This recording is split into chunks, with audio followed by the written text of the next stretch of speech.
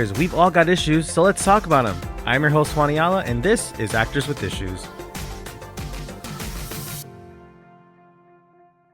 Hello, ladies, gents, and non-binary friends, and welcome back to another episode of Actors with Issues, the podcast where we dive deep into the world of entertainment with special guests from TV, film, and Broadway. From sharing their career journeys to discussing the challenges they faced and conquered, we discuss it all. I'm your host, Juan Ayala, and today I am joined by a performer, writer, and poet that you've seen in everything from Supergirl and Supernatural to feel-good TV movies, Christmas of Yes and Scented with Love. And in the new Hulu series, How to Die Alone, they play Allie, a tough but loving bar owner, and the new best friend of Natasha Rothwell's, Mel. Please welcome Jaylee Hamidi. Jaylee, thank you so much for being here. Welcome to the show. Hello. Thank you so much for having me here. I'm so excited to be here and chat with you, Juan. So before we dive into your career and all the projects you've worked on, we always like to sort of hold up the mirror and reflect and look back at the early years. So born in Shanghai and grown up in Vancouver, were the arts something that you were interested in from like a very early time, or did that come a bit late for you? I would say pretty early on, since I was a kid, I was very creative. I had a lot of energy that needed to be focused, and the arts were a very natural discipline for me. I enjoyed the creative freedom, and it was kind of that place where I could not worry about making mistakes and just be free to explore a lot of the things that kids of color don't often get to see and explore. In those early years, were there any particular role models or folks whose maybe movies you saw that you were like, that's what I want to do, or I want to be like them? Yes, huge inspirations were Robin Williams and Jim Carrey. I loved the way they made me feel. I loved the way that they made my parents feel when we'd sit together and watch a movie. I think there's something incredibly wonderful about comedy in warming up the audience to then deliver messages in a way that maybe they wouldn't have been as receptive to. And so, yeah, just their risk taking, a lot of the physical comedy was hugely inspirational. And then slowly, as I started to see more actors of color on screen, Hmm. that's when I was like, oh, maybe like I could do that. I would love to do that. And my parents were like, no, no, but that's where it started really. Yeah. And do you remember any of those particular performances of actors of color that you saw on screen and you were like, because for me early on, I always say this on the show, it was sort of Spy Kids when I was growing Oh up. yeah. I saw this Yeah. beautiful Latino and mixed, family, and I come from a very mixed background as you do. So it was sort of hard for me early on, but then that movie came out and I'm like, oh wait, they are telling our stories and we're here and we're the action stars, and that always felt so cool to see. But yeah, any early examples for you? Oh my gosh, absolutely. Spy Kids, that was a massive one for me. I mean, Antonio Banderas and, and then also uh the the Cinderella with Brandy Oh, and yes. Whitney Houston and Victor Garber and Whoopi Goldberg. I mean, you want to talk about really breaking barriers with a very mixed family Yeah. and bringing couples together that was huge, Mm. and that was kind of that moment where I watched it and there was music and there was acting and there was emotions, and yeah, I was like, this is that if they can do that all Yeah. together, I want to be working on stuff like that. Yeah. It's always a little frustrating when you see online, like folks, there's a diverse cast and immediately the word woke is thrown in, and that word has lost all meaning because of how often it's used. But then you think of like that Cinderella was out in the 90s. Like you have a white dad, a black mom, and they somehow made a Filipino child with Paolo Montalban, but no explanation needed. Nobody cared. We're just like, this is full. It's funny. It's cool. And Yeah. um, yeah, and more recent examples have any sort of given you more motivation to keep going? I feel like there's been a lot of sort of milestones for different communities in the last 5 to 10 years, especially. Oh my gosh, massively. I really feel like obviously we have so much more to go, obviously because we have people dropping words like that under new amazing content. So Reservation Dogs, I think is an incredible Love show. that I show. think it is wonderful Indigenous storytelling from the Indigenous perspective with beautiful acting. And Shogun obviously is huge for the East Asian community, but also just the forays into stuff that's not necessarily just about who we are, but where we get to live these lives as these characters. And it's just, we just also happen to be a person of color, like Marvelous Mrs. Maisel when Stephanie Shu hit that screen. I was like, hello, like, right? So I think it's stuff like that that I get really excited by. I'm like, okay, here we go. And then obviously Bridgerton, where you've got these actors of color that are getting to be the front and center of period pieces. Like that is massive because we have often been erased and glazed over in those time periods, which lots of things are owed to us during those time periods. But yeah, I get really excited when I see stuff like that, and there's more coming, Yeah. and it's just about people not caring and telling the stories that we want to see told. Yeah. And is there a specific role or experience that you walked away from having learned something new, whether it was about yourself, about acting or filmmaking, or something piqued your interest for another aspect of the entertainment industry? Yeah, I think that, obviously certain roles require different things of us, but you get so much as you put in and you look for. And I think every role has honestly taught me something. When I'm on set, I try to absorb as much as I possibly can. That's not just from the co-stars that I'm working with, but from the crew, from the camera person, from directing, from how is the showrunner and the producers making these calls, because I find the whole process so deeply enriching. And obviously there are so many roles that one can accomplish as their career develops. Like I would love to get into directing and producing, and I'm writing right now, but I think that the more and more you can sit there and take in, you will just walk away so much fuller. And you never know kind of what small interaction will inform your next role.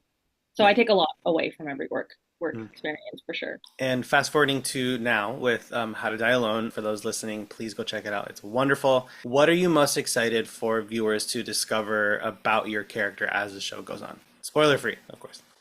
Spoiler free, I would hope that they could learn to be that light in someone's chaos, even if they're a stranger. I think there's something really powerful and deeply rewarding about unconditional kindness. And I think that we meet Allie in that moment in the pilot, the first episode, where she meets Melissa. And a lot of people, I think their instant reaction is, oh, that's too deep. I don't want to go there. I know I'm there. And it's amazing what you can accomplish together when you bring down those walls and just go, hey, like, how are you? Okay, I'm here and I'm going to listen to it. All the light, all the dark. And so I hope that people can kind of combat that collective loneliness that we all go through by realizing that it is a two-way street. So it's like, if you're feeling lonely, how can you make someone a little less lonely? And from that experience of doing the show, have there been any key takeaways from that experience? Yeah, I think that it's been really amazing. The show, obviously helmed by Natasha, wearing so many incredible hats. The crew was so welcoming, and all of us really followed her lead. And ultimately, what we got from it was a family. And I had lost my father a few months before I found out that I had booked the role, and I was going through these crazy waves of grief, obviously, and loss, and also soul searching, and then, coming onto this incredibly healing, healthy set Yeah. and working with these incredible people with so much compassion. I am so grateful because it was such a healing process for me, and I made such wonderful friends. And even though they're on like the East Coast of the United States, honestly, time and space mean nothing. And that's, I think, one of the greatest takeaways for sure. Yeah. I think that universe works in that way in such a beautiful way. Like the show and this particular show, like specifically, came your way like when you needed it. I think that's beautiful, and I think that's I'm a very big proponent of like the law of attraction and all of that. Like what you put out is what comes back and all of that. And I'm curious, given the show's moves from the storylines, like from Mel's workplace to her home life to her social life, was there a little bit of FOMO that you couldn't work with some of the actors that because you had sort of a more isolated storyline with Mel? Oh, definitely. I think that's what's also so cool about this show Mm, is we it's such a multifaceted vehicle for storytelling, as you have all these different parts of Melissa's life, which are our own, right? We don't just live at work. We don't just live at our, watering hole or just at home. So the way Natasha's written this kind of ensemble with Melissa helming it as the main character of all these different parts of her life, we get this really unique bird's eye view into what makes Melissa who she is and how she navigates all these issues. So obviously the workplace looked so much fun. They're just like sitting there playing cards or, shooting the shit and driving those PAX vehicles. Yeah. I would say that's where I had the most FOMO. I was like, I want to go on that. But yeah, we had a lot of fun shooting our little things, and I'm hoping for season two there will be a little more world crossover for us. Yeah. Yeah, I really do hope. I really do mean it when I say the show is wonderful. Like just that first episode where she was just sort of like trauma dumping on you, and the moment in the hospital, and it was so, because I feel like during COVID and in the last couple of years, folks have lost, a lot of people have lost loved ones and whatnot because of a lot that's been going on. And I feel like shows like this are just so wonderfully healing, like you said, and just make you want to appreciate life and take life by the reins. And there was something that Mel said, I think it was in the second episode. She says, I'm tired of waiting for life to happen. I'm ready to go to that next level. And I feel like that's so relatable, especially for actors, especially for artists. You're like, I'm tired of waiting. I gotta write something, I gotta produce, I gotta do something, and not just wait for the Echo Cast to come in and get the self tape request or something. Yeah, absolutely. So we're gonna Absolutely. move on to a section of the show because I know we're running a little bit on time. We're gonna move on to a new segment called For the Actors, where we have questions from young actors from the Reddits and the Threads and all of that, all those platforms. So one person asked, there's so many peaks and valleys in artists' careers. You're riding high, and then sometimes there's a dry spell. How do you stay motivated to keep going? Mental health is huge, massive. So, however you can take care of yourself in that way, which obviously always seems like, oh my God, mental health, it's such a buzzword, but it's true. How are you taking yourself care of yourself emotionally? Therapy obviously can be really expensive, but there are a lot of really great avenues and resources that are subsidized or, free. Take advantage of those, reach out, talk about your mental health, being really open. I think that's a massive thing is like creatives when they're not expressing themselves, it can kind of be internalized and we can hold on to a lot and then we can feel those terrible thoughts that start to make us devalue our creative essence. I think it's really important to find a way to express in so many different ways. Take classes that aren't just acting, do a pottery class, do a writing class, do a science class. Like I think like there are so many ways to keep yourself full, which obviously is hard when you're like, this is my dream and this is I'm gonna do this. And no one, it feels like no one's giving you that opportunity. But if you can remember that there are so many parts of yourself that informs your acting career, I think that really helps with those dry spells. And give yourself the days to be sad. It's important. But I think like make sure you're eating well, make sure you're reaching out to your support system, make sure you're staying as creative as possible and find those moments of joy. I think that's really, really important.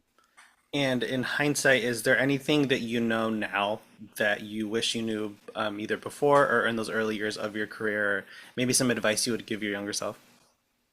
Yes, huge. One, as much as we, especially I feel like actors of color, when I was growing up, there were no teachers of color that were Mm, acting teachers. And it was really hard because you're seeking this mentorship in often these shoes that don't fit and these lenses that don't understand your lived experience and also how things can be damaging, right? And growing up when I was acting, there were a lot of characters that were highly problematic. And I think you develop this weird thing where you put these acting teachers on pedestals and you start to blur the line of like, is it pushing, is it bullying, or is it encouragement? And I think mm, one advice that I would really give is like not to take everything as like the word of how it's got to be from your acting teachers, from your mentors, from casting. I think it's really important to remember what got you into this industry and cultivate that and hold on to that for dear life. Trust your intuition and really protect that, because that ultimately is what's only going to be with you when you're on set. No one's going to be holding your hand. It's just you. So make sure that hand is really strong. Yeah. I'm not sure if you listened to the podcast Smartless with Jason Bateman and Will Arnett and Sean Hayes. Jason has hilariously talked about how sort of like as a director, he has to remember to have a little bit more grace with maybe the early actors who are coming on and doing like their first co-star or something because they're thinking like process and I have to do this and they're like, hey buddy, we don't got time for that. Okay, you've got two lines, we gotta go. But then he's like, wait, I have to remember I was like that once upon a time and from those early experiences, those early roles you had, we mentioned, Supernatural and Supergirl and lots of other sort of co-starring and guest star roles. What do you remember from those earlier experiences compared to your approach now to like on-set sort of process and behavior and all of that? I think director really sets the tone. Mm, And thankfully, the last while, I've had really incredible directors that were very free. And so it allowed me to play a lot in my scenes. But I would say that was also learned. It was same thing like what you mentioned about going on set your first few and you're like, I got to do exactly this and I have to stay within this box and this is how I will be the best. And it's so not that. The more you play, the richer the scene gets. The more you're listening, the deeper your scene gets. And so that was something that I really learned, especially in the last little while, especially working with Natasha, because she is so free in her scenes. Like she comes from this rich comedic background and wealth of experience of writing that then I was like, it was a new level of playing in my scenes and improvisation that ultimately lends itself to more of a natural relationship and rapport when you're working with your co-stars. So I would say, yeah, that for sure.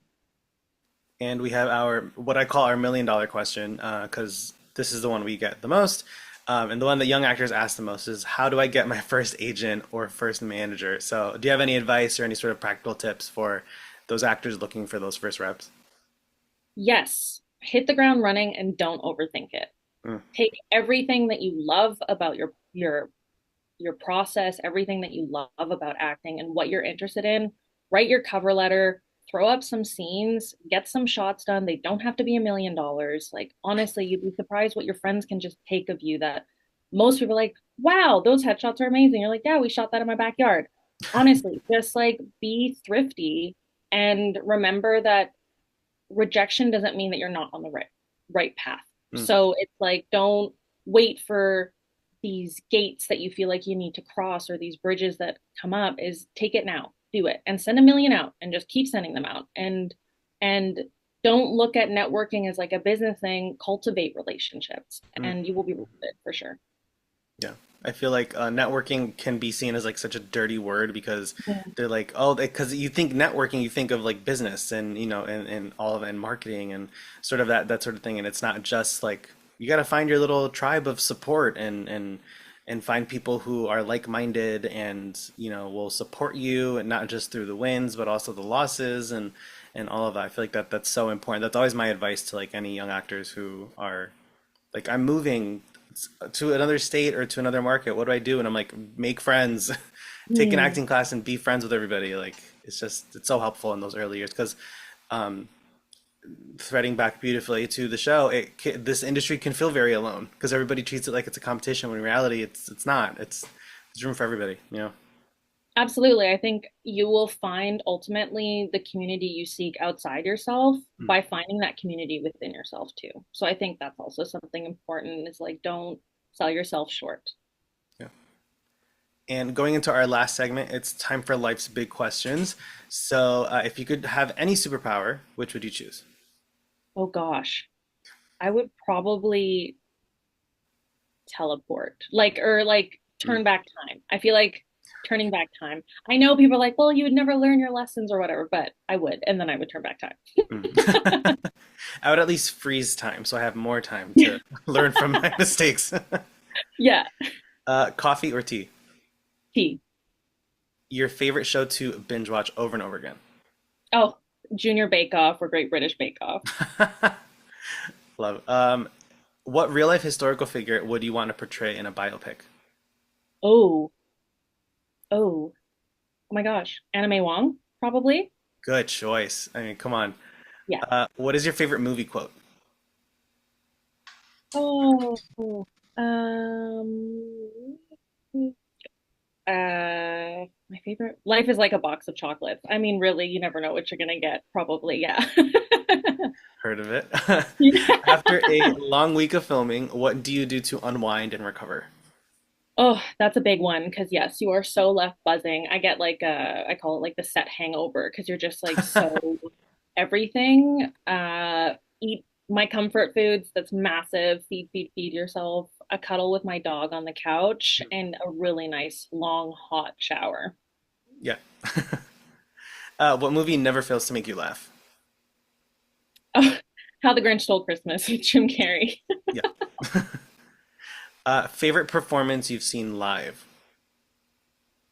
I've seen live. I would probably say the Book of Mormon was incredible seeing that live. Yeah, If you could sit down for dinner with any actor, dead or alive, who would it be? Robin Williams for sure. Mm. And lastly, in 10 words or less, what advice would you give to a young actor? Love yourself unconditionally. Don't listen to any advice that tells you you should look a certain way, be a certain way, talk a certain way. Cultivate the thing that excites you about every scene that you can Mm. and go big.